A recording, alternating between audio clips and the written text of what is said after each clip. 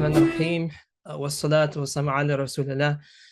Okay, so everyone, Jazakumullah khair again for joining. And today's topic is a topic that's very, very important to, I think, like I mentioned, to every demographic and to any community.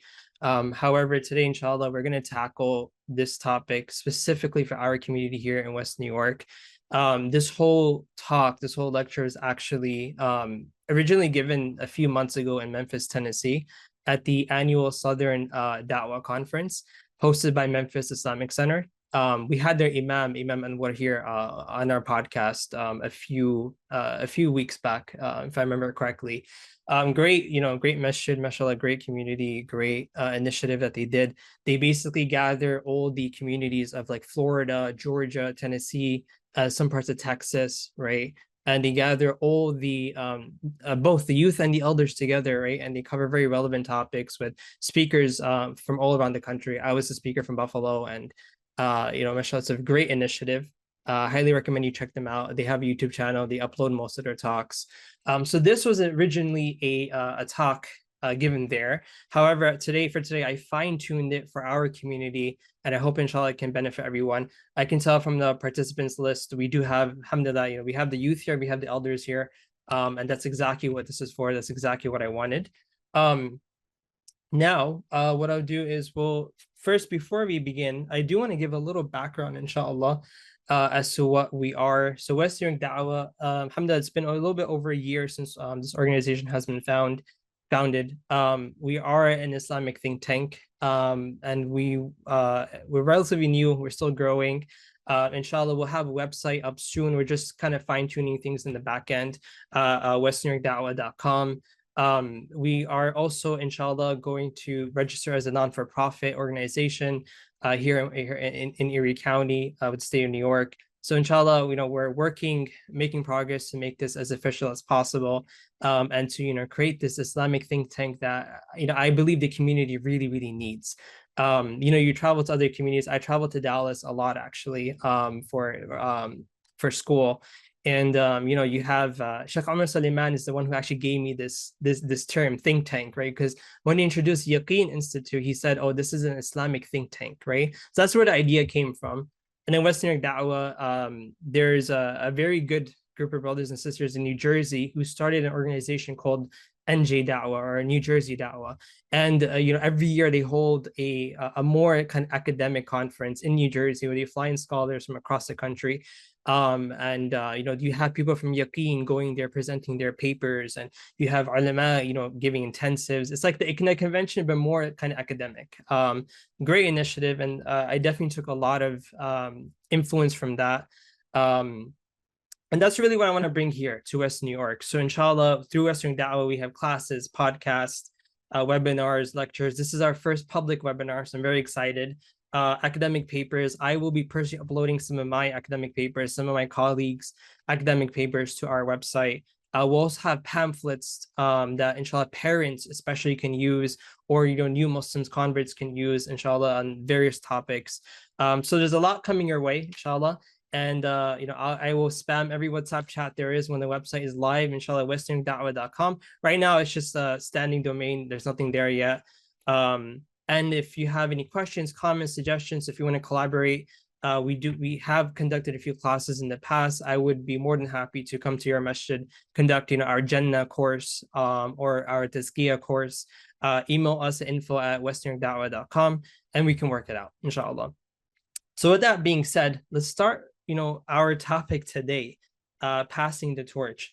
Now, I want to first give a little background why this is important. And the reason why it's important is because these, clashes that we have sometimes between the different generations in our community, there's a lot of detrimental effects, right? And these are just this is not an exhaustive list at all. This is just some of the effects that we have. Number one is people leaving Islam because of this. And I'll share with you a story. And this story really is, it's something that happened to me personally a few years back. This was back when I was still in college, and I was just studying computer science, just normal person, right? Back in New York City. and I took a semester off of college to do this boot camp. So it's like a intensive 6 month program where they teach you how to code and you land your first job and everything, while you're doing your degree simultaneously, right? So I got to my, I got accepted into the program. I got into the cohort, or cohort meaning like my class, right? That I stick with for 6 months. And in that class was somebody named Mo or Muhammad, right? And I thought, like, yes, there's another Muslim here. Like, alhamdulillah, I can pray with him. I can go to Jum'ah. I can, I'm not being that weirdo putting my foot in the sink, right? When I have to make wudu in the shared bathroom, right? So I was very happy, right? I was like, yes, okay, there's somebody here, right? Like, I felt comforted that there's another Muslim here. Then we got paired up actually to work on a project, and this program was very intensive. We were working 40 to 60 hours a week, so we would stay late nights. We would come in weekends to do our projects. So one day, this was a Friday night, me and him, we got paired together.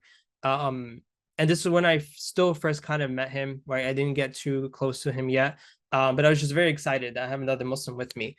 So we're working together. You can imagine this. We're on a table. I have my laptop in front of me. He's like right next to me. He has his laptop here. He gets up.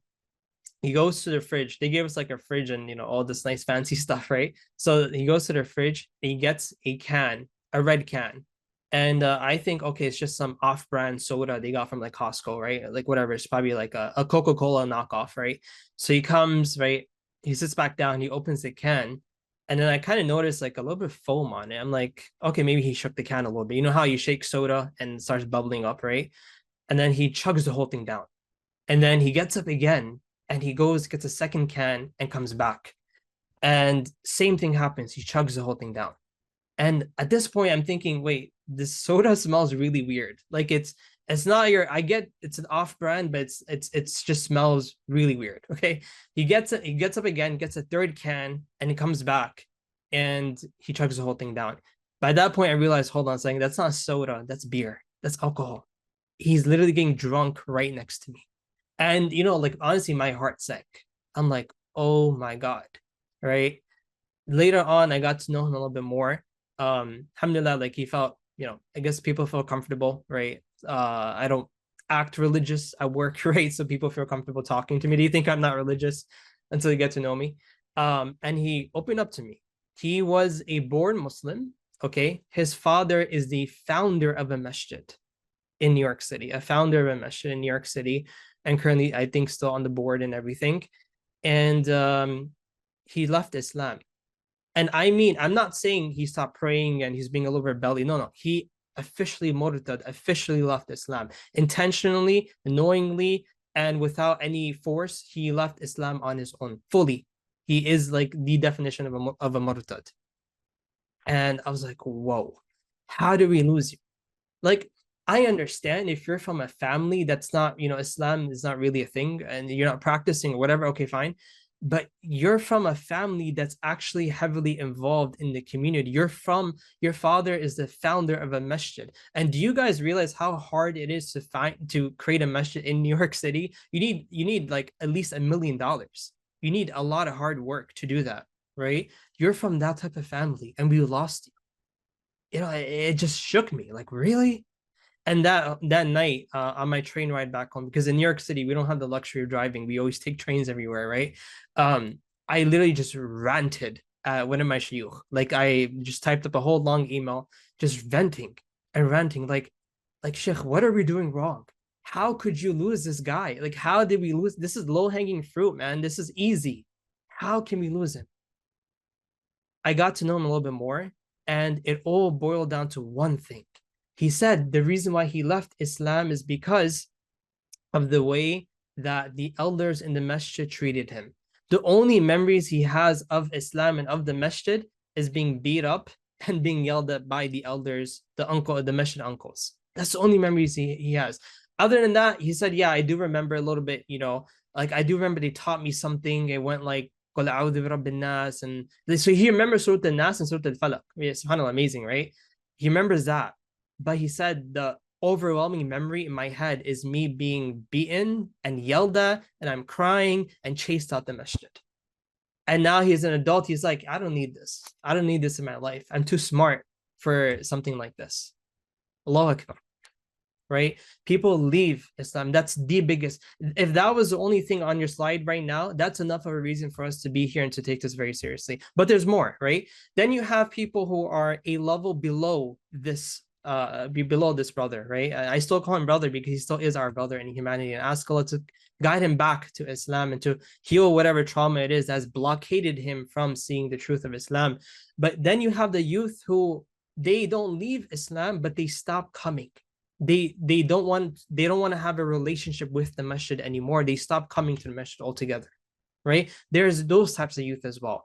Then you have what ends up happening is the masjid, instead of being a community building center, instead of being a center of Islamic education and Islamic enrichment and growth and bonding and brotherhood and sisterhood, it becomes a political battleground where everyone is just fighting for what they want, right? Every committee is fighting for what they want, and within the committee, you have people fighting for what they want the committee to be doing, right? It just becomes this political background instead of yani Beit Allah, instead of being the house of Allah and being a place you come to for to relieve all the stress of your day.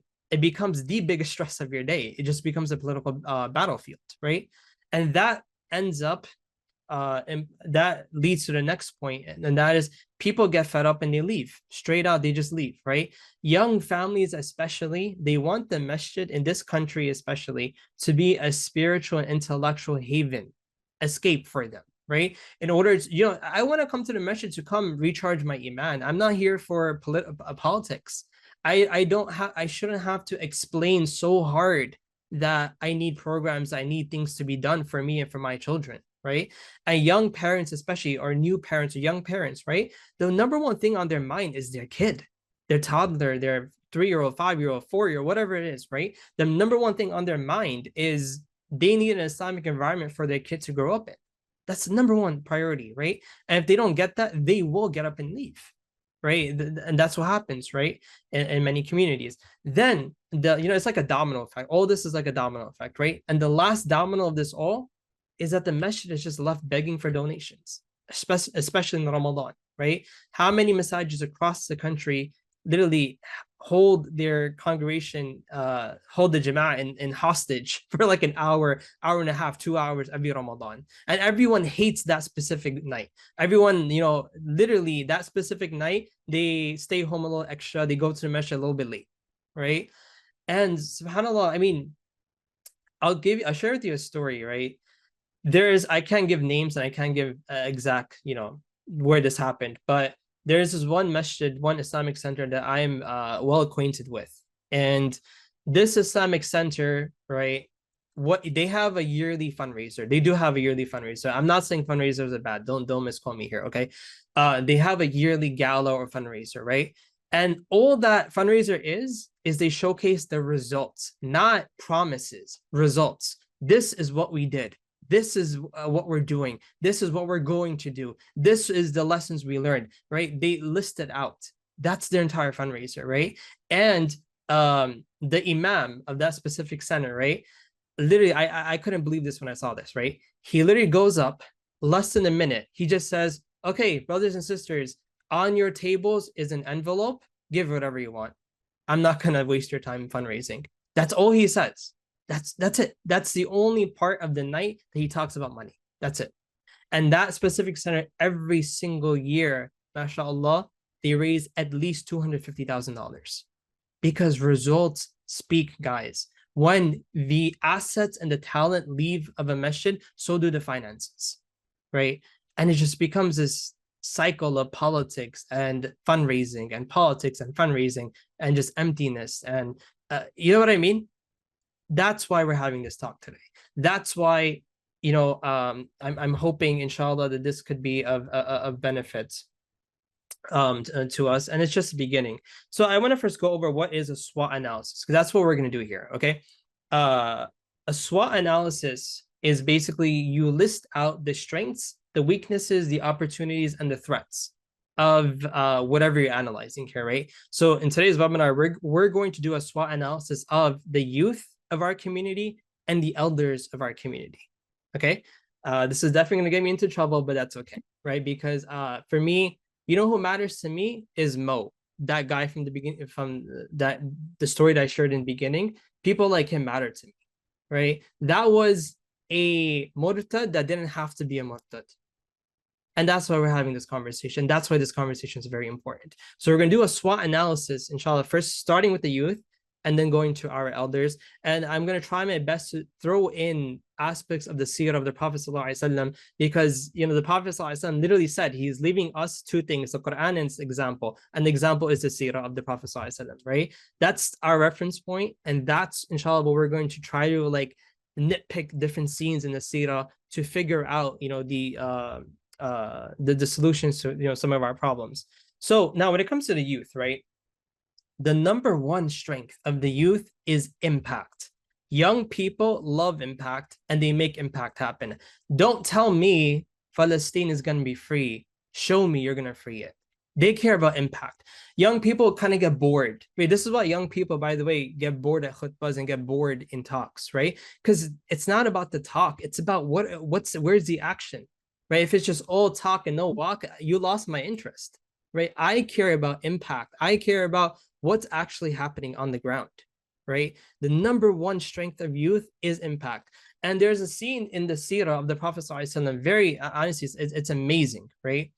Where the battle at Badr, right? The Prophet ﷺ told us the worst person of this ummah, he called them Fir'aun of the ummah, the Fir'aun of the ummah. Does anyone know who it is? It's, well, unfortunately, I can't hear you, so I'll just say it. It's Abu Jahl. The Prophet Rasulullah said, Abu Jahl is the Fir'aun of this ummah. Who took care of the Fir'aun of this ummah? Two young teenagers. Two young teenagers took care of the Fir'aun. Not Umar bin Khattab, not Abu Bakr as-Siddiq, not Uthman, not Ali. Two young teenagers that, to be honest, we don't really know much about them. They're just two young men who are passionate and they got rid of him. So let's zoom in to this moment in the seerah. So one of the companions by name of Abdurrahman bin Auf radiallahu anhu, right? He gives us like an eyewitness report. So I want you to imagine you're there while he's telling you the story. He says that we're in the battle of Badr, right? And he says that I wanted strong people by my side so that, you know, we can work together as a team. So like if one guy's in trouble, I can go help him. If I'm in trouble, he can come help me. And he said, you know what? I really wanted that. And I'm here in the battle of Badr. But he says, I looked to my left and looked to my right and I saw these two young guys. And he says, I felt disappointed. He says, I was like, oh man, like two young guys. What do they know about fighting? This is little kids, right? Who you know, how are they going to help me? How am I going to help them? Or I can help them, but they can't help me, right? Like they have no experience. And he said, the two young men, their name was Mu'awidh bin al-Harith and Mu'adh bin Amr. Very similar names, right? Mu'awidh and Mu'adh. Mu'awidh and Mu'adh, okay? Now, Mu'adh is around 16 years old, okay? And Mu'awidh, the other one, he's around 16, 17, like almost the same age. They're friends, actually. And then he says, Abdurrahman, he says, one of these boys came up to me and he poked me and he came close to my ear and he whispered in my ear, he said, where is Abu Jahl? So he said, it turns out these two boys were friends and they were having a competition between them. Who can kill Abu Jahl, right? So they're both young Ansaris. What that means is they're both from Medina. So they never visually saw Abu Jahl. They have no clue what he looks like, right? Back in the day, there's no social media, there's no pictures, anything, right? So they don't know what he looks like, right? These two young guys from Medina, right? So one of them pokes Abdurrahman and says, Ya ammu, ya uncle, oh uncle. Have you seen Abu Jahl before? Because I heard that he disrespected the Prophet ﷺ. And I swore to Allah that if I see him, my shadow will overlap his shadow, meaning I'm going to go confront him. You know, you don't disrespect Rasulullah while I'm alive. And he said, until one of the two of us is dead, meaning I'm going to confront him and I'm going to fight him until either he kills me or I kill him. So Abdurrahman's like, okay. And he told him, look, if I see him, I'll point him out to you. Then he says, then he went back and then the second kid came up to me. And the second kid, he asked me the same question. He poked me and he's like, Ya Ammu, where's Abu Jahl? Because I swore to Allah that I'm going to kill him, right? So he said, okay, I told him the same thing. Then he said, I felt a little ease. I felt a little comfortable. Okay, these two young guys, they're serious. They're not here to play around. They're very ambitious. Okay, alhamdulillah, right? We should be good here. Now, Abu Jahl at the moment was standing in a cluster of trees, right? Kind of hiding behind the trees. And he had a bunch of men around him, including his son by name Ikramah. Now, Ikramah was a very strong young man, right? So now Abdurrahman says that while we were fighting, right, I saw Abu Jahl. And then I shouted out to, these two guys, these two young boys, that's him, that's Abu Jahl. He said, as soon as I said that, the two of them just ran. Like they just couldn't care that they're in the middle of war. They literally just ran through the army, right? And they made their way to where Abu Jahl was hiding. Then he says, Mu'ad, one of the boys, Mu'ad, literally jumped up, right? With his whole body, jumped up, right? And he had a sword in his hand. He's in the air and he lands with his sword, basically cutting off Abu Jahl's left leg. And his sword just sliced through his leg, literally. While that happened, Abu Jahl's son, Ikramah, right? Because Ikramah was trying to defend his father, Ikramah chopped off the right arm of Mu'adh. And subhanAllah, after this, by the way, Mu'adh lived his whole life with just one arm after this incident. Then the other kid, Mu'awidh, right? He also took a shot at Abu Jahl and also struck him, Abu Jahl's body with the sword. So now Abu Jahl gets struck with both wounds and eventually he dies. Now these two boys, Mu'adh and Mu'awidh, they come racing back to the Prophet ﷺ, and they say to the Prophet ﷺ, I killed Abu Jahl, right? He's like, no, I killed him. No, I killed him. No, what are you talking? I killed him, right? And they start arguing with each other. So the Prophet ﷺ tells them, okay, show me your swords. So they both show the Prophet ﷺ their swords. And the Prophet ﷺ said, the both of you have killed him. Okay. Meaning the both of you, you wounded him and eventually Abu Jahl bled out to death or something and he died. So you both had the honor of killing the Fir'aun of this ummah. See, brothers and sisters, this is a sunnah of Allah that the ummah of Muhammad ﷺ, the tyrants of this ummah will always be taken down by the youth, not the elders. It is, read our history, brothers and sisters, who are the ones that take down tyrants? It is the young people. I mean, to this very day, the theme continues, right? Bangladesh, what just happened? It was young people who overthrew a tyrant who ruled the country for decades. Palestine, I have no doubt in my mind, zero doubt. Like I'm saying this with full confidence. I can, if it was worth anything, I would swear to Allah that I have no doubt in my mind. It is the youth who will cause positive change to occur for Palestine. No doubt. SubhanAllah, I'll share with you something. When the current genocide in Gaza started back in October, right? We had a protest either in end of October, beginning of November, right?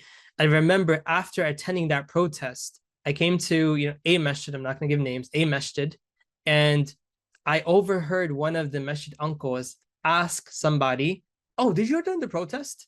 In the mocking type of way, right? Like, did you attend the protest? As if to say, did you really waste your time protesting? Sometimes the elders get stuck in their own ways and they just throw out pessimism on any new initiative, any hope for causing change, right? On my last podcast we just had with Brother Pero, he mentioned something very powerful. And that is that one of our greatest problems here and weaknesses in West New York as a Muslim community is the fact that we always shut down any initiative of good. We always nitpick, find fault with anyone trying to do any type of good, big or small, right? I mean, how many times did I personally hear, and I'm sure you've also heard, oh, do you really think boycotting works? Do you really think you're going to do anything? Like, I'm like twice your age. I have so much life experience. Trust me, you can't do anything. Really? Yesterday, the CEO of Starbucks was fired due to the economic effects of boycotting. Well, brothers and sisters, that's history in the making. One of the largest and one of the most popular coffee companies in America, in fact, all over the world, Starbucks, has lost business in record amounts because of their CEO's stance on Israel. What do you call that? Impact. And who was at the forefront of it? The youth. And who was doubting and naysaying the entire time? Some amongst our respected elders. Impact, my brothers and sisters. The youth are what make impact happen. And the youth are, because they're ambitious, they're driven. Who were the people that the Prophet ﷺ kept focusing on? The young people. Who were the people that the Prophet ﷺ kept making the head of the army or the head of this or the head of that? Young people, because of the drive, the ambition, right? The resilience. Young people want to change, right? Why was Medina or Yathrib at the time, right, so accepting of the Prophet ﷺ? Because the young people were sick and tired of the wars between the Aus and the Khazraj, sick and tired of the old ways. They wanted a new leader. They welcomed the Prophet ﷺ with open arms because they were just so sick and tired of killing and politics between the Aus and the Khazraj. Young people, that's your key. If you want to make impact in this ummah, if you want to go to Allah subhanahu wa ta'ala on Yawm al-Qiyamah and have a record of impact to show Allah what you did with your life, you need to focus on the youth. That's the sunnah of this ummah. The youth are the ones who will take down all of the Fir'auns. The youth are the ones who will make all of the impact or have a big role to play in the impact. Now, with that being said though, however, what are the weaknesses of the youth, right? Now, the biggest weakness of the youth, right? Yeah, subhanAllah, yeah, money talks, right? Someone mentioned in the chat. The biggest weakness of the youth is sometimes, and wallahi, I am very guilty of this. I know there are people in this webinar right now who have, who know this about me. I am very guilty of this myself, right? Sometimes young people are blinded by their passion. It happens. Sometimes young people get emotional. And the perfect example I can give to you is Umar bin Khattab radiallahu anhu. You know, Umar bin Khattab is the man that Rasulullah sallallahu alaihi wasallam said, لو كان بعدي نبي لكان عمر. If there were to be a prophet after me, it would be Umar.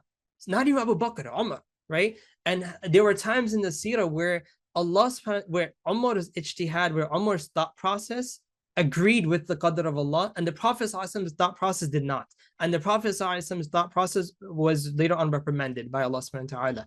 SubhanAllah, right? لو كان بعدي نبي لكان عمر. This man is so great that the Prophet literally said, if there were to be another prophet, it would be Umar. Like that's your guy. That's the guy you want to look up to, right? So now let's zoom into a very specific scene in the seerah, the Treaty of Hudaybiyah, right? And I'll give, for those of you who don't know your seerah too well, I'll give you a little background. During the 6th year of the Hijrah in Medina, the Prophet ﷺ saw a dream where he was doing tawaf around the Kaaba in ihram, right? And he saw in the dream that he was shaving his head. So after waking up, after seeing the dream, the Prophet ﷺ announced his intention to do Umrah to the people in Medina and the Muslim tribes around Medina, right? And that everyone who can join, they should come and join. And when the news reached the Sahaba, they were really excited, you know, especially the Sahaba, the Muhajirun who migrated from Mecca, right? It was 6 years since they saw their hometown. It was 6 years since they saw Mecca. And you can imagine how homesick they felt. And they felt very happy. Like, yes, we get to see Mecca again. We get to see our hometown again. Now, fast forward, there are about 1,400 people, roughly, who left with the Prophet ﷺ to go perform Umrah. This is a huge crowd we're talking about, right? Then finally, they get to the miqat, or the point, you know, where you have to put on your ihram. For us, usually it's on the plane, right? The point where you have to put on your ihram. The Prophet ﷺ puts on his ihram and he sends a man that nobody knows in Mecca, very tactical, sallallahu alaihi wasallam. He sends a man to Mecca who, by name of Busr ibn Sufyan al-Khuza'i. Busr ibn Sufyan al-Khuza'i. Nobody knows him in Mecca. He sends him to go as a spy. Go see what the Quraysh are up to, see what they're doing, right? So Busr goes to Mecca, and eventually, you know, fast forward, the Prophet also moves on from his miqat. Busr gets back to the Prophet saying, the Quraysh have taken up arms. The Quraysh know you're coming. And you know what? They want blood. They're ready for war. They have Khalid bin Walid outside Mecca with the whole army ready to kill you, right? And the Prophet is extremely frustrated. Like, are you kidding me? We're coming to do Umrah, guys. We're not here to fight. But the Quraysh have, you know, no mercy. They're ready to fight. Fast forward a little bit, eventually the Quraysh back down. And they realize the Prophet ﷺ is not here to fight. The Prophet ﷺ is willing to negotiate, right? Now negotiations happen between Rasulullah and the Quraysh, okay? And after a lot of back and forth, the Prophet ﷺ was forced to settle on very unfair, very nasty and mean conditions in the treaty. And the Prophet ﷺ had no choice but to accept it. And just to give you some idea, right? The first condition they put, no Umrah this year. Too bad. Why? Because I said so. Because we feel like it. You know what? You guys came all the way from Medina with ihram and everything. You've been waiting outside for weeks. Well, guess what? Too bad. No Umrah. Try again next year. No Umrah. Number two, if someone in Mecca accepts Islam and migrates, escapes to Medina, the Prophet ﷺ has to send them back to the Quraysh. Number three, if someone in Medina betrays the Prophet ﷺ, goes to Mecca, the Quraysh keep him. They don't have to return him to the Prophet ﷺ. The conditions are outrageous, very harsh, right? It's a slap in the face to the Muslims. Now, at this point, everyone is extremely angry. 1,400 people left their home thinking they're going to perform Umrah. Imagine you spent, you spent a few $1,000s, you booked your flight, you booked your hotels, right? You got your visa, you got everything. You took off from work, you took your PTO, you closed on your business, whatever. You took vacation, right? You fly on the plane, you get to Saudi Arabia, and the officials in Saudi turn you back, saying, "Yeah, too bad, your Umrah visa, we're gonna cancel it. Come back next year. Tough luck." That's what happened, basically, right? And everyone is so angry. Everyone is very angry, heartbroken, and everyone is thinking, how could the Prophet ﷺ accept this? Like, come on, we came in peace. Come on, we've been waiting here for weeks. We're tired, we're hungry. Why could this? We just want to go to the Kaaba, do our little thing, and go back home. That's it, right? At this, Umar bin Khattab was the one who verbalized what was on the minds of all the Muslims. So he came up to the Prophet ﷺ and he asked a series of rhetorical questions. I mean, he forgot he's talking to Rasulullah. He goes to Rasulullah and he says, "Are you not Rasulullah? Aren't you like the messenger of Allah? Don't you get wahi and stuff? Like, doesn't Jibreel come to you? Like, aren't you Rasulullah? And aren't we on the truth? Aren't we on the haqq? Isn't La ilaha illallah, isn't that the truth? And these guys are on misguidance. They worship a bunch of stones and idols. And if that's true, how can we accept the lower hand? How can you accept humiliation? How can we accept being disgraced in our religion?" Umar was so hurt and so angry. Check this out. Ironically, he was so angry for the sake of the Prophet ﷺ. He was so angry on behalf of the Prophet ﷺ, he accidentally took out the anger on the Prophet ﷺ, right? Like, how dare the Quraysh shortchange the Prophet, Rasulullah, right? By forcing him to sign this treaty, right? But then he slips, he forgets, he's talking to Rasulullah, right? Then the Prophet ﷺ responds to him. He says, "I am Rasulullah." Okay, don't doubt that. Okay, Umar, I will not disobey Allah. Allah will help me.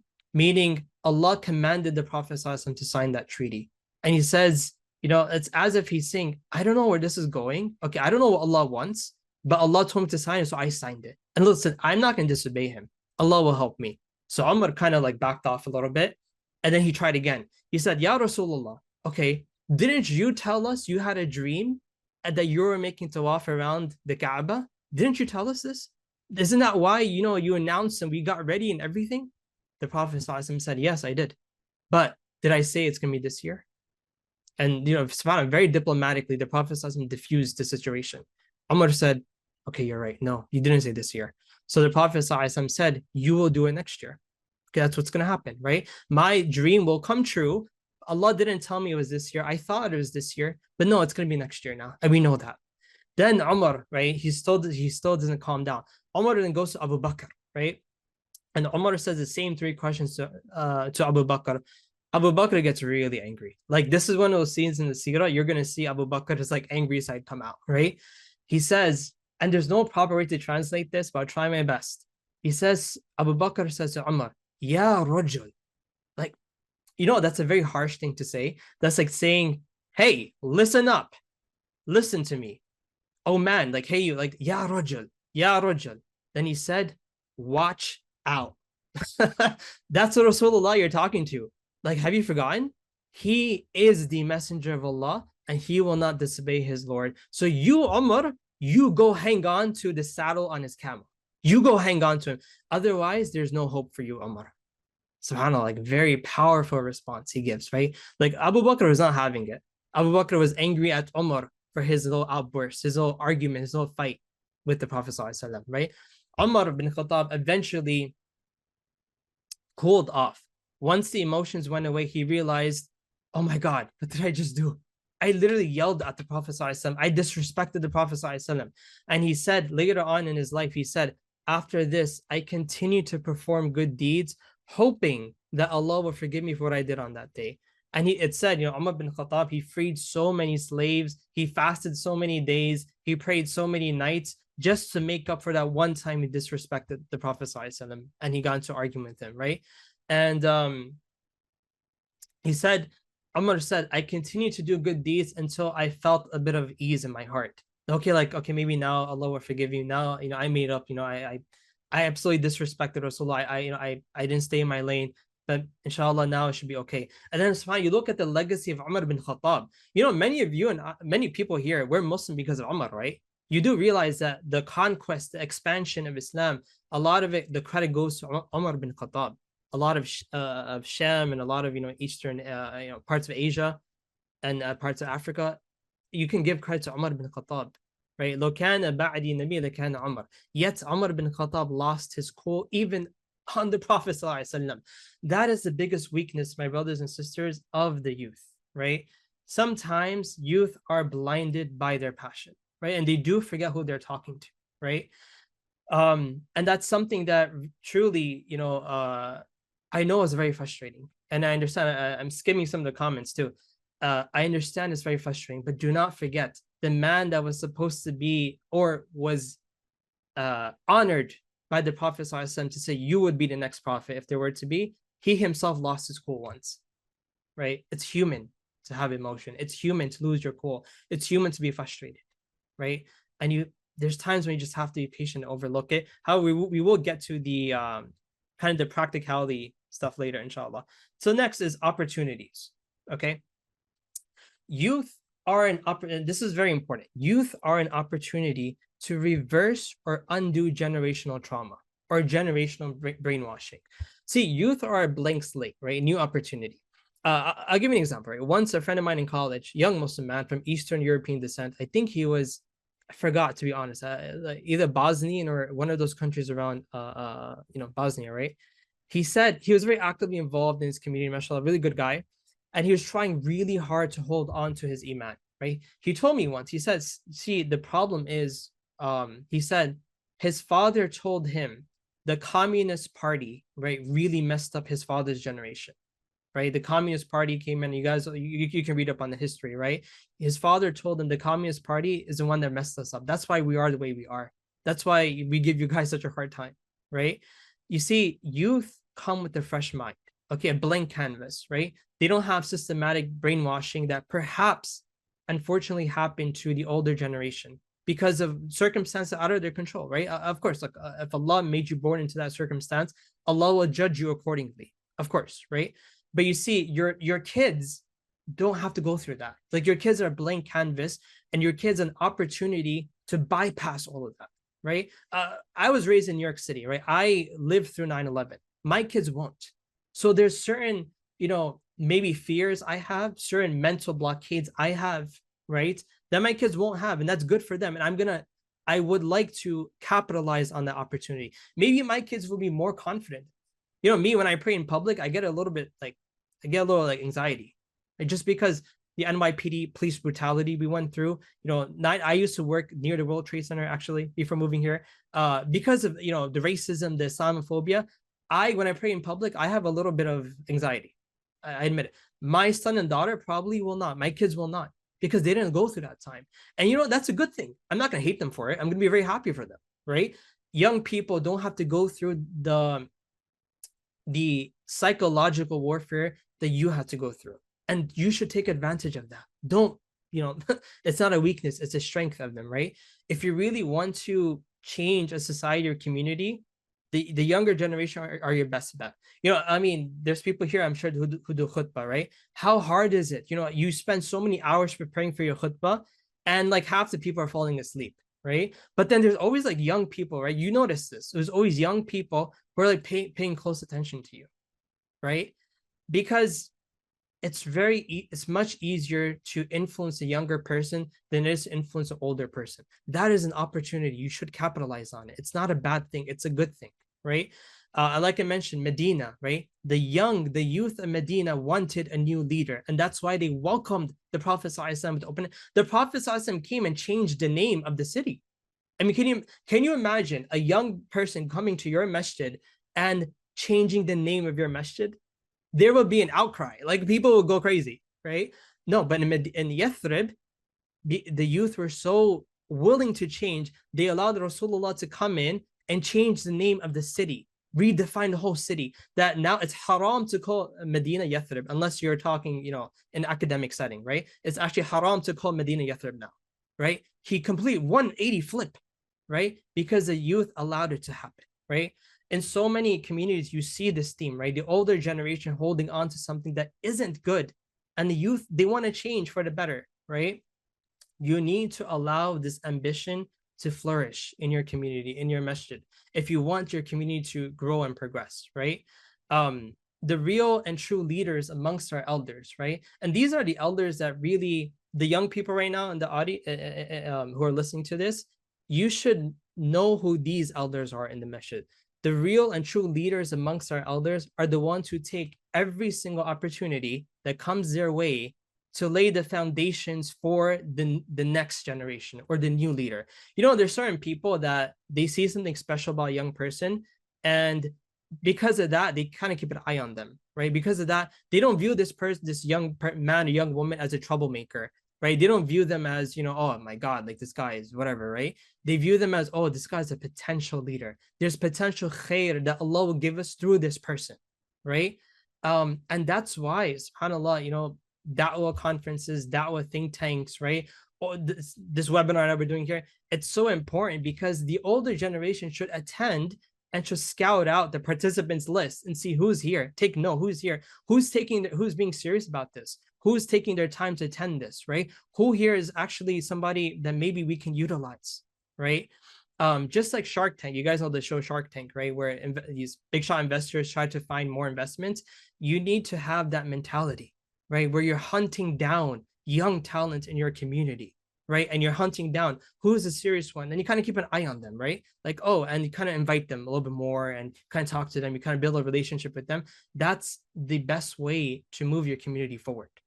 Now, with that being said, however, there is a threat as well, right? The threats of the youth. Now, the biggest threats, and of course, these are from my experiences, and feel free to have your own SWOT analysis, right? The number one threat, my brothers and sisters, I'm speaking to you as someone in my late 20s, doing youth work, alhamdulillah, for quite some time, alhamdulillah, in different communities, different cities even, right? The number one threat that I see of the youth is cult mentalities. See, brothers and sisters, there's an intellectual war trying to snatch your kids. And I'm not talking about like the filth and like nudity and pornography. No, I'm not talking about that. I'm talking about the wolf in sheep's clothing. There are people who dress up and they look like shayukh. They look like people of ilm, of knowledge, and they have large followings on social media, but they are the furthest thing from what our youth should be looking up to. They spend most of their time just bashing others, making fun of others, putting others down, doing takfir of others, which is so dangerous, right? And usually they're just creating drama. Usually they're very misogynist. Usually they're very sectarian, very tunnel visioned. If our youth fall into that, it is very hard to take them out. And I'm telling you this from experience. I'm telling you this as somebody who I'm just beginning to enter my 30s soon, inshallah. But I'm telling you, once somebody is swamped into that mentality, it's very hard to take them out. They have to go through some major life crisis or something to kind of come out of it. It's a psychological thing. Like, it's very difficult to take someone out of it, right? Usually when reality hits, and for these young people, usually when reality hits, they come crashing down. How many people do I know personally? I know personally that in their few years ago, they were very active. They had long beards. They'd be wearing thobes everywhere, right? Those same people now, Allah musta'an, like I can't give away too much information, inshallah, but really, like, I want to cry when I see in fact, I can't see their Facebook profiles. It'll be haram for me. I hope that gives away what I'm talking about, what I'm hinting to. I once saw a quote by an imam, that I absolutely love, by the way. He said, the more religious someone actually is in the inside, in their personal life, the less you can tell. Interesting, right?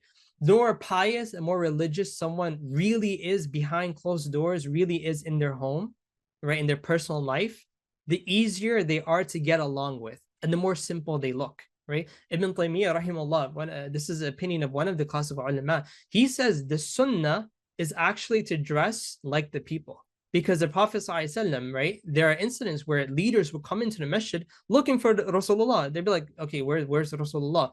And somebody would have to point out, oh, that's Rasulullah. Because the Prophet ﷺ literally like fit in with everyone, right? He didn't like look any special, right? And Ibn Taymiyyah, rahimahullah, says this, right? You know, back in New York City, when I'm at the masjid I grew up in, right? I remember whenever the imam would make a mistake, at least like 5, 10, like at least half our jama'ah would correct him. And it would be like, whoa, right? Then somebody told me that, you know what? A lot of people you see here, they look like your ordinary person. We had, blue collar workers, we had white collar workers, right? We had construction workers, we had everyone, okay? They look like normal people. Some of them didn't even have a beard, like normal people, okay? He said, most of the people in this mission are hafaz of the Quran. I was like, seriously? I could never even tell, right? Another incident, once during a conference, this was at WNY Dawah, the organization I just told you guys about. So they had the annual Dawah conference, and me and a few friends, this is before I was married, so we would go together, share a room in a hotel, right? Stuff like that. We went there, and then we got the brochure. They give you like a brochure that has like all the sessions, the speakers, and everything, right? And the topics. And then we saw a name. We're like, hold on a sec, I know this name. Then we look at we turn the page and we see the pictures of the speakers, and we're like, oh my god, that's like we had class with that guy. Like we would attend a class with Sheikh Hatem al-Hajj every Saturday morning. It was like a fiqh and tazkiyah class. We were studying Hanbali fiqh, and we're like, wait, that's the guy like in the back of the classroom. Like, and you know what? It turned out he was a PhD in Islam. I was like, are you kidding me? Like the guy looks like the most down to earth, most normal person ever. Like he barely even asks questions in class. The guy has a PhD in Islam. I'm like mind blown, right? Truly religious people never make you feel that they are more religious than you, or they never truly pious people never make you feel that they're more pious than you. And truly, the people of ilm, the real people of knowledge, brothers and sisters, they never make you feel that they're more knowledgeable than you until you go and sit and learn from them. They never just throw out Quran and Hadith like that, unless they're trying to advise or whatever, right? Like they're just normal people, right? And then you realize when you go sit and learn with them or learn with them, they're like, oh my god, this guy is this brother or sister is like way up there, right? The elders of our community, I say all of this because we need to make sure you need to make sure you're fulfilling the intellectual thirst of your youth. If not, I guarantee you, mark my words, the youth of your community will turn to these social media personalities and they will become brainwashed. And once again, once somebody falls into that rabbit hole, it's very difficult to bring them out of it. Very difficult, very hard, right? You need to meet the intellectual needs of your youth. You need to invest, please, I beg you, you need to invest in scholarship and events, in classes and conferences. You need to do that. Young people have questions. I have so many stories I can tell you of young people who I was surprised, like when they opened up to me. For young people who literally are having doubts, shak in Islam at Hajj, and there's no one there to answer their questions. And they have to kind of just open up to someone, like me. Like I'm a nobody. Wallahi, I'm a nobody. Where is the events? Where is the outlet? Where is the resources for these people? We can't afford another Mo, guys. We can't afford another Murtad. We can't. I'm sorry, I'm very passionate about this because this is the one thing we really need. And it's the one thing that gets the bottom of the list. What's more important? Oh, yeah, I need new carpets, yeah, new chandelier, new bigger this, bigger that. Yahi, you need to feed the minds. That is more important than anything else. So in conclusion, one thing I want to mention is what is the Quranic remedy for this, right? And by the way, don't worry, I'll get to the elders. And elders, you'll get your, don't worry, you'll have the time of your life when we do your SWOT analysis. Inshallah, don't worry about it. I'm gonna go really hard on the youth when I do your SWOT analysis. So don't worry, inshallah, right? In conclusion, is there a remedy in the Quran that the youth can utilize? Yes, there is. I want you to work hard to get two things in your life. And if you can promise me that you'll work towards these two things, I promise you that you'll be the best and most effective community leader. Inshallah, you'll be someone that Allah loves and the people love. And that is ilm and hikmah. Ilm meaning knowledge and hikmah meaning wisdom. See, ilm without hikmah is very, very dangerous, right? Hikmah without ilm is foolishness, right? Allah subhanahu wa ta'ala, He tells us in the Quran, وَلَمَّا بَلَغَ أَشَدُّهُ آتَيْنَا حُكْمًا وَعِلْمًا. Allah gave Yusuf alayhi salam hikmah and ilm. Okay, but how did he get it? Right after Allah says, وَكَذَلِكَ نَجْزِي الْمُحْسِنِينَ. After Yusuf alayhi salam demonstrated to Allah a high level of respect for his father Yaqub. Okay, and Allah captures that. I'm not making this up. Allah captures that in the Quran, right? No, Yusuf alayhi salam is living under the roof of the Aziz, who took him in and he's good to him. And Yusuf alayhi salam even shows respect to him. So Allah says, as a result of all of this, of Yusuf's effort, I gave him ilm and hikmah, right? And what's an example of this? The conversation that the surah starts up with, right? Yusuf alayhi salam says, إِذْ قَالَ Yusuf لِأَبِيهِ. Yusuf says to his father, يَا أَبَتِ إِنِّي رَأَيْتُ أَحَدَ عَشْرَ كَوْكَبَ وَالشَّمْسَ وَالْقَمَرَ رَأَيْتُهُمْ لِسَاجِدِينَ. Oh my father, I saw in my dream like 11 stars, the sun, the moon, I saw them prostrating to me. And then his father says, قَالَ يَا بُنَيْ. Oh my son, and we're going to get back to this, right? لا تقصص رؤياك على إخوتك فيكيدوا لك كيدا. Don't tell your brothers about this because they're going to make a plan against you. Because إن الشيطان للإنسان عدو مبين, because shaitan's an open enemy to you. Okay, now what I want to highlight is these two words, right? Ya abati. Ya abati, in that word is basically a very high level of respect. So Yusuf alayhi is not just calling his father. He's saying, oh, my father, in a very respectful way. Oh, my father, ya abiti, my respected father, ya abiti, the one I respect, I look up to, I come to you with my problem, ya abiti, the one I come to you with my problems. In exchange, Yaqub alayhi salam says, ya bunay. He could have said ya ibni, he could have said the 50 other words in Arabic for a son, my son, right? Ya bunay means, oh, my son, in a very loving, very caring, very compassionate way. Oh, ya bunay, yeah, oh, my son, right? In a very passionate, very loving, very caring way. So this is a formula. Love equals respect, respect equals love. When the youth show respect to the elders in return show love. The elders show love to the youth show respect. It's a circle, right? And when you break out of the circle, it becomes toxic, right? When the elders do not show love to the youth will not show respect. And the youth don't show respect, the elders will not show love. It's like a downward spiral, basically, right? But when the elders show love and care to the youth naturally will show respect. And once the elders feel respected, they want to give more care and more love. That's the cycle. And you keep following this until Allah gives you ilm and hikmah, knowledge and hikmah.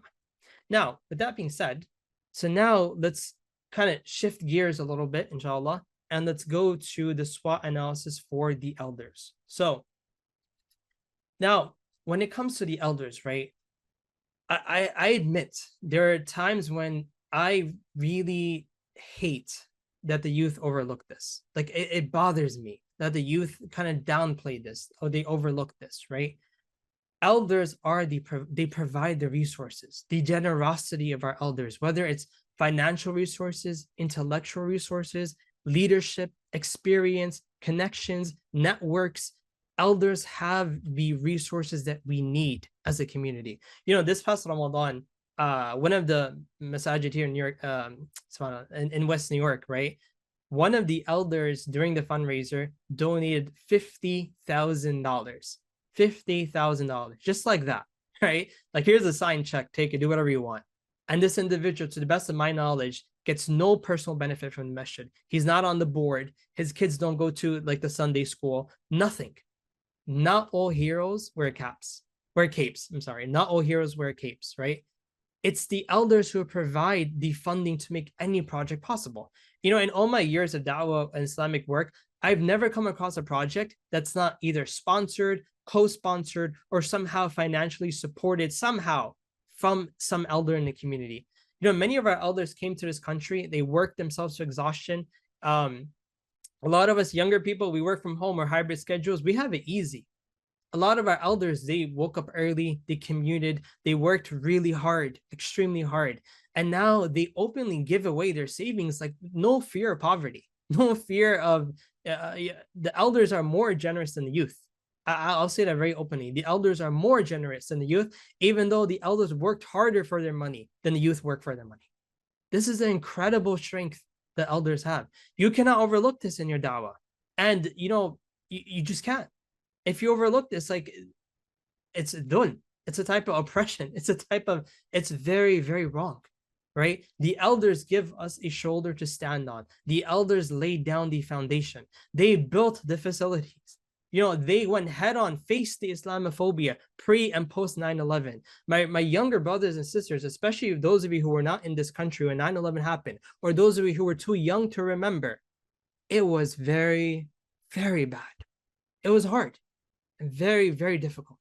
The elders have built for you a community that, my sisters, you can wear the hijab and not get harassed. That was not true even in New York City 20 years ago. That was not true. You, my brothers, you can have this. You can have a beard. You can go get a job with this. 20 years ago, that was not true. You could not get a job looking Muslim, right? If you were openly Muslim, you would be harassed. Our elders faced that. Our elders fought that. And our elders have now built a society for you that it's safe to be Muslim. Don't forget that. We stand on the shoulders of giants. It would be dhulm, injustice, for us, the younger generation, not to acknowledge this strength. And you know what? Let me tell you a secret. This specific point is the trigger point for many of the conflicts that we have between the elders and the youth.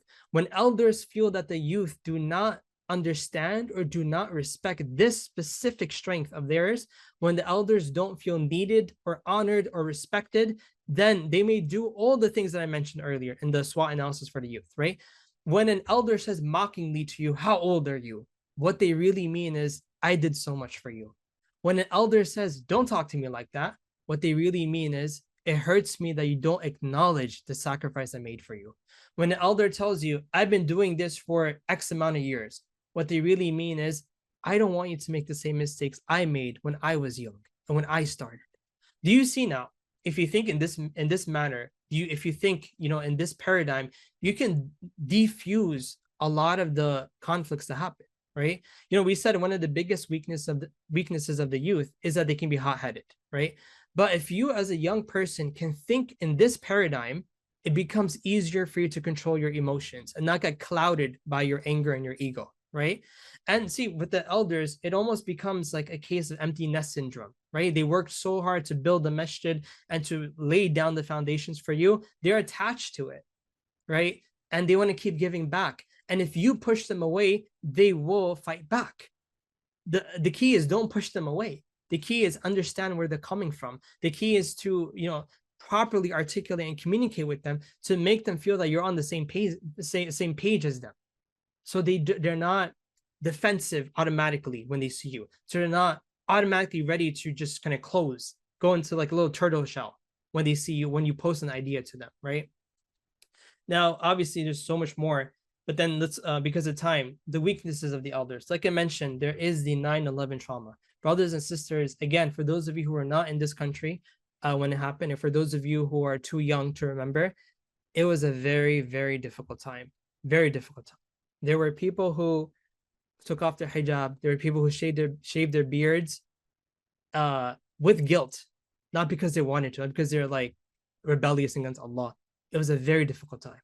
Very difficult time. See, and I'll give you an example. My wife knows somebody in particular, again, millennial, right? Probably in their 30s by now or something, right? Who to this day is so traumatized by what happened after 9/11 that this person has trust issues. Every time this person like goes out to eat with people, she asks them for their ID. Let me see your ID because I can't trust you. You might be an informant. SubhanAllah. This person is so traumatized. There are entire communities to this point, my brothers and sisters, who are traumatized by what happened. Right? To this day, people are scared to engage with society. To this day, people are scared to pray in public. Right? To to this day, because of what happened, you need to respect that trauma. Do not downplay that trauma. Do not. Because many of us will not be able to survive that. Many of us are too weak to survive that, that level of trauma. Another weakness is, not all, of course, I'm not generalizing here, but there are a number of our elders, right? Sometimes they don't have the formal Islamic training, right? A lot of our elders, they were forced into dawah work. It didn't like, they didn't choose to do it, right? A lot of them, they may have came maybe in the 60s, 70s, right, to America, and they had to set up a masjid. They had to start a Sunday school. They had to get involved, even if they themselves were like not even practicing, they didn't even pray. But it's like, okay, I still value my deen, so I got to start doing stuff. I got to move. I got to start doing stuff, right? They didn't have the luxury of da'wah conferences. They didn't have the luxury of even Islamic classes in English or Urdu or whatever, or or even in classes that were relevant to them. Some of our older generation, they don't have the formal Islamic training, and what that leads to sometimes is tunnel vision or closed-mindedness, right? Because see, the more Islamic knowledge you have, the more open-minded you become, the more tolerant you become, right? The more you understand that the haqq, the truth, is not just me and my three friends. No, the haqq is very vast. Islam is comprehensive of all times, places, cultures, ethnic backgrounds, and interpretations by qualified scholars. Now, if you don't have the Islamic academic training, or you have a very narrow surface level Islamic education, you're just not going to understand this. So I'm just being frank with you. You're not going to get it, because you cannot understand something you haven't been trained to understand. You cannot think in a way, unless you're very intelligent, right? You cannot think in a way that you haven't been trained to think, right? You don't have that skill set, right? So sometimes when some of our respected elders go into that tunnel vision, you have to understand they didn't have the privileges you have. They didn't have the training you have. They right, for them, Islam was very 1, 2, 3. This is it. This is the way. This is the haqq. Deal with it. Do it. That's it, right? And if this elder is from Syria, he has his way. If he's from Pakistan, he has his way. If he's from Masr, he has his way. If he's from the Khalij, he has his. You know what I mean? Like, everyone has their way, right? And you can probably see through it, but they can't. And you have to understand that. And you have to find ways to go around it without disrespecting and without offending them. So next is opportunities, right? Actually, before I do that, right? No, actually, we'll come back to this, right? Opportunities of the elders, right? Brothers and sisters, especially the younger ones here, don't forget that our elders are basically an older version of you. That's all they are. I mean, if you really think about it, right? Our elders are just who you are, plus what, 20, 30 years, right? What I mean is, if just like how you're passionate about your religion, so too are the elders. Just like how you struggled, you went to public school, whatever it might be, you struggled to hold on to your deen, right? So did our elders, right? You want to do da'wah, you want to serve the deen, so do the elders. They have the same desires. We all have the same desires. We all have the same intentions. We all have the same goal, Jannah. But sometimes we don't see that. Sometimes we think sometimes we treat each other as the enemy, right? There are elders who are extremely passionate about da'wah, and they're ready to do anything to help Islam and help the cause of Islam, to help the cause of Islam. I share with you, I once made this mistake, right? And I felt so embarrassed, and I learned my lesson. One time in Dallas, it was a class that I was attending, and this is with Sheikh Yasser Qadi. I got to Dallas. I got to class a little bit late, right? And I got in, and the whole class is like jam packed, and there's one seat in the back. So I go back there, and it's next to this elderly uncle, right? And I thought, okay, it's an uncle, nice, okay. And then I'm just sitting there, like, okay, I open up my laptop, and I don't really interact, right? And then as the class goes on, right, he raises his hand, he asks a few questions, and Yasser Qadi kind of calls him out. And turns out he's a board member of the entire university. I was like, oh my God, he's basically Yasser Qadi's boss. I was like, no way, are you serious? And I was like, wow, like, you're an accomplished doctor from Tennessee, and you're here with us? You're here to study? Like, you manage the paychecks of our instructors, but you're here. And I was like, I judged the book by the cover, right? Some of our uncles are just as passionate, are just as humble. And I saw the way he treated Sheikh Asad, and I was like, wow, like the level of respect, like you're not treating him like he's your employee. You're not looking down on anyone. And then when time came for a group activity, we worked together, and he's just so humble and so down to earth. I was like, oh my God, right? He's just me. Plus what, 30 years? He's basically me, except just 30 years older than me. And we forget that. We make our elders into these monsters, right? They're not. They're just normal human beings like you are, but just added few years to their life, right? And you know what that means, right? Every da'wah idea, inshallah, we'll wrap up soon. Every da'wah idea that you have, you will find an elder in the community who will support you. I have no doubt about this. No doubt, right? Any da'wah idea, throw at me, right? I guarantee you there's someone in the community, some elder who will support you with it. Some elder who will actually help you market it or give you money for it or do whatever, right? If you're able to eloquently articulate and communicate. That's a key, right? Communication with a generation that's different than you. It's an art, it's in science. It takes practice. You're gonna make mistakes. It's gonna happen. There's gonna be miscommunication. You're gonna mess up, right? But that's the price of learning. If you can master the art of communication with the older generation or with any different generation, right? You will find supporters throughout the entire community for you, right? Now, last but not least are the threats. Now, again, this might be the most controversial slide of the entire webinar, but some things just have to be said, right? Some of our elders, right, they do come from certain Muslim countries where the culture looks down on Islam. I know this sounds shocking to some people, right? But there are Muslim countries where there's like this subtle Islamophobia, right? The media always portrays the villain as like the religious dude, right? Or the religious people are always portrayed as like the lower class of society. Or some countries, and this is very true, ask people, right? You take this exam that basically like tells you your future, right? You take this exam, and if you get like the highest score, you get to med school, lower score, maybe engineer, so on and so forth. And the absolute failures, Sheikh Muhammad Badawi covered this, by the way, one of the podcasts we did with him, right? The absolute failures of society get sent to the madrasa. It's a very flawed, very disgusting system, by the way, right? And it's a type of Islamophobia. But some of our elders come from that. So they look down on Islamic sciences. They might look down on people who study Islam, because to them, it's like, okay, those are the guys who didn't do too well in school, right? That is a threat. That is. And that's a mentality that we cannot allow that to lead our communities, because it will shut down any avenues of khair, right?